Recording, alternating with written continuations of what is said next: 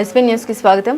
Huzurnagar police వారు ఇద్దరు అంతరాష్ట్ర motor cycle దొంగల్ని పట్టుకుని వారి వద్ద 6 మోటార్ సైకిల్ రికవరీ చేసి జైలుకు పంపించడం జరుగుతుంది.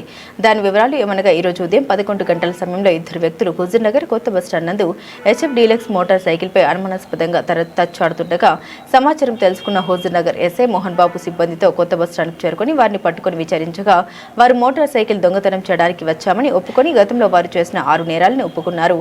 వారు హుజూర్నగర్ పోలీస్ స్టేషన్ ఒక కేసు, కోదడ టౌన్ పోలీస్ స్టేషన్ ఒక కేసు, గుంటూరు టౌన్లోని నగరపాలెం పోలీస్ స్టేషన్ గుంటూరు టౌన్లోని పట్టాభిపురం పోలీస్ స్టేషన్ 2 కేసులు, గుంటూరు జిల్లా మంగళగిరి మండలం ఒక కేసు, మొత్తం 6 మోటార్ సైకిళ్లను దొంగలించి వాటిని 2వ నేరస్తుడైనటువంటి రిహాజ్ యొక్క అమ్మమ్మ గారి ఊరైన కట్టవారిగూడెంలోని దాచిపెట్టగా వాటిని కూడా వారి నుండి స్వాధీనం చేసుకోవడం అయింది. పట్టణంలో కొత్త బస్టాండ్ వద్ద ఇద్దరు వ్యక్తులు ఒక అనుమానాస్పదమైనటువంటి మోటార్ సైకిల్ పైన తిరుగుతున్నారనే సమాచారం మేరకు హుజూర్నగర్ ఎస్ఐ గారు మరియు వారి సిబ్బందితో పాటు అక్కడికి వెళ్ళడం జరిగింది.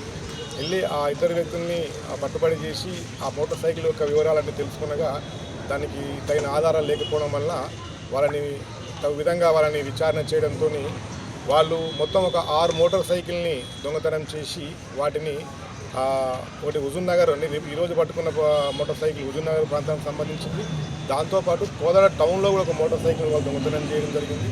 దాంతోపాటు గుంటూరు జిల్లాలో ఒక 4 మోటార్ సైకిల్ని వాళ్ళు దొంగతనం చేసి ఇక్కడ వాళ్ళ అమ్మమ్మ వాళ్ళ ఊరు ఉంటుంది, ఇక్కడ అమ్మమ్మ ఊరు దగ్గర వాటిని దాచిపెట్టి వీటిని మళ్ళీ ఇక్కడ నుంచి ఎవరైనా తెలిసిన వాళ్ళకి అమ్ముదామన్న ఉద్దేశంతో వీళ్ళు ఆ విధంగా తేవడం జరిగింది.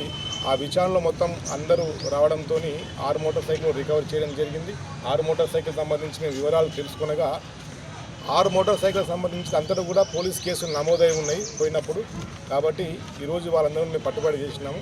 వీళ్ళ యొక్క మెయిన్గా వీళ్ళ యొక్క ఏ విధంగా వీళ్ళు చేస్తారంటే వీళ్ళు మోటార్ సైకిల్ దొంగతనం చేసిన తర్వాత అవతల వ్యక్తి యొక్క వీక్నెస్ని బట్టి, అంటే ఫస్ట్ అతనికి 40,000 చెప్తారు, 30,000 అంటారు, లాస్ట్కి ఎంత ఇస్తే కూడా వాళ్ళకి అమ్మేసుకొని పోయేటువంటి ఆస్కారం ఉంటుంది. బండికి దానికి ఎలాంటి ఫోన్ నెంబర్ ఉండదు బండికి. మా సహజంగా వాళ్ళు తీసుకునే వాళ్ళు కూడా ఏంటంటే ఆ బండి number, chassis number, engine number check చేసుకుంటే అది ఎవరి పేరు మీదో తెలుస్తుంది.